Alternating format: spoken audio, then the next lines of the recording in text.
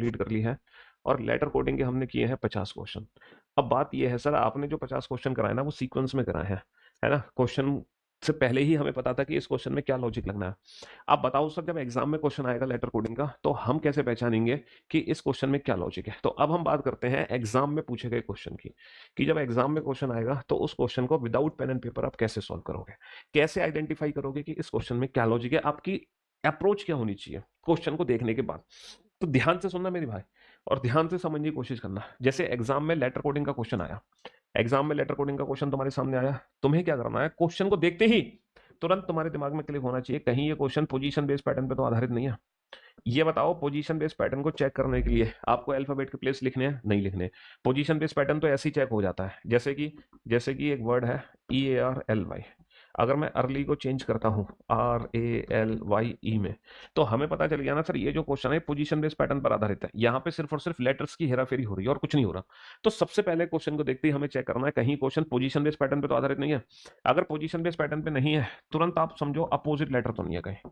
Opposite का मतलब AZ B Y C6 D D U E evening F4 G road H high school I Indian railway J jungle queen K Kanpur L love MN, कहीं ये वाला pattern तो नहीं बन के आ रहा। कहीं क्वेश्चन में अपोजिट लेटर तो नहीं बन के आ रहा, है ना। GT road man Indian railway का, कहीं क्वेश्चन में अपोजिट लेटर तो नहीं बन के आ रहा, Kanpur Indian railway man GT road, किसी भी तरह से फॉरवर्ड रिवर्स क्रॉस। अगर ये भी नहीं है, फिर सोचो कहीं क्वेश्चन कॉमन कोडिंग पर बेस्ड तो नहीं है। कॉमन कोडिंग जो भी मैंने कराई थी थोड़ी देर पहले, क्योंकि ये जो 3 पैटर्न है ना, यकीन मानो अगर आपके एग्जाम में इन तीनों में से कोई पैटर्न यूज हो रहा है तो मैक्सिमम 10 से 15 सेकंड लगते हैं, और वो भी विदाउट पेन आंसर देने में, विदाउट पेन आंसर देने में, विदाउट पेन एंड पेपर।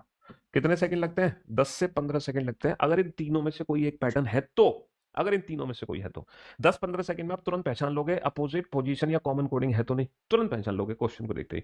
क्यों? क्योंकि अल्फाबेट की प्लेस की रिक्वायरमेंट ही नहीं है इन तीनों पैटर्न के लिए। अगर मान लो एग्जाम में इन तीनों में से कोई पैटर्न काम नहीं कर रहा, इसका मतलब है फिर हमें अल्फाबेट की प्लेस वैल्यू लिखनी पड़ेगी, और कोई चारा नहीं है। फिर जब आप अल्फाबेट की प्लेस की वैल्यू लिखोगे, तो लिखने के बाद सबसे पहले आप अपने दिमाग में चेक करना कहीं फॉरवर्ड पैटर्न तो नहीं है। फॉरवर्ड नहीं है तो फिर आप जाना रिवर्स पैटर्न पे, और रिवर्स भी नहीं है फिर आप चेक करना क्रॉस पैटर्न। इसलिए मैंने कहा था क्रॉस पैटर्न में समय लगता है। क्यों? क्योंकि अगर क्रॉस पैटर्न का क्वेश्चन आपके एग्जाम में पूछा गया है, तो पहले हम ये चेक करते हैं, फिर ये यहां तक पहुंचने में समय लग जाता है।